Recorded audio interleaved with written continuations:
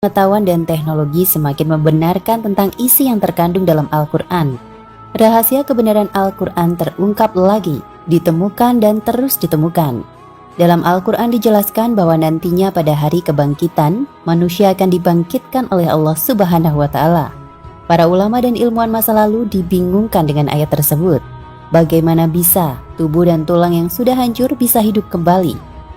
Kini hal tersebut berhasil terungkap melalui ilmu pengetahuan. Rahasianya ada pada tulang ekor manusia. Adalah Hans Piemann, seorang ilmuwan asal Jerman yang melakukan penelitian dan berhasil membuktikan bahwa tulang ekor merupakan asal mula kehidupan seorang manusia.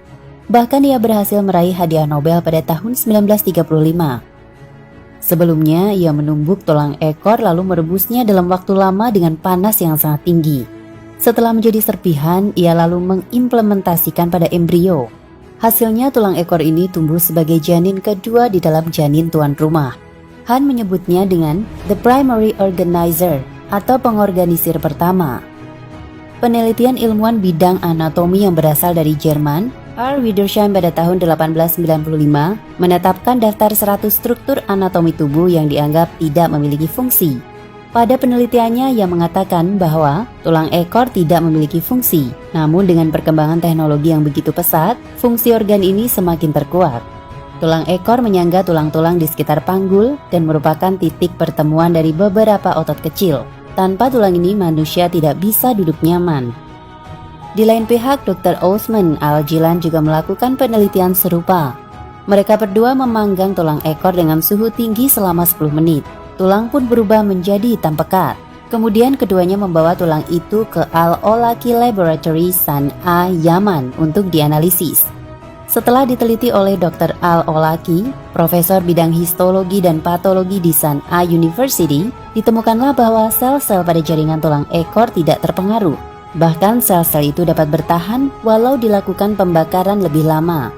Di lain hal, Ajbu Zanab atau tulang ekor, Sari Rikadatu atau relics dalam bahasa Hindu-Buddha, berdasarkan penelitian mutakhir sebagaimana yang disampaikan oleh Jamil Zaini, trainer Asia Tenggara Kubik Jakarta, ketika mengisi acara buka puasa bersama di Al-Azhar Solo Baru dengan tajuk Inspiring Day, Inspiring the Spirit of Life. Tulang ekor ini merekam semua perbuatan anak Adam dari sejak lahir hingga meninggal dunia. Ia merekam semua perbuatan baik buruk mereka, dan perbuatan mereka ini akan berpengaruh pada kondisi tulang ekornya, putih bersih atau hitam kotor. Dan dalam tradisi Hindu-Buddha, mayat orang yang mati dari mereka akan dibakar, dan di antara yang dicari setelah mayit menjadi abu adalah tulang ekornya. Mereka ingin melihat apa warna tulang ekornya, putih atau hitam. Pak Jamil pun menjelaskan bahwa sekira tahun 2004 ada pameran tulang ekornya Siddhartha Gautama. Tulang ekornya Siddhartha Gautama putih bening bersih. Ini karena energi positif yang dilakukan oleh Siddhartha Gautama banyak. Sebelum penemuan ini, Islam telah menjelaskan melalui sabda Nabi Muhammad SAW yang diriwayatkan Bukhari, Nasai, Abu Daud, Ibnu Majah dan Ahmad. Rasulullah SAW bersabda, "Semua bagian tubuh anak Adam akan dimakan tanah, kecuali tulang sulbi, yang darinya ia mulai diciptakan, dan darinya manusia dirakit kembali pada hari kiamat." Hadis riwayat Al-Bukhari. Allah Subhanahu wa Ta'ala berfirman, "Maka hendaklah manusia memperhatikan dari apakah dia diciptakan. Dia diciptakan dari air yang dipancarkan, yang keluar dari antara tulang sulbi laki-laki dan tulang dada perempuan."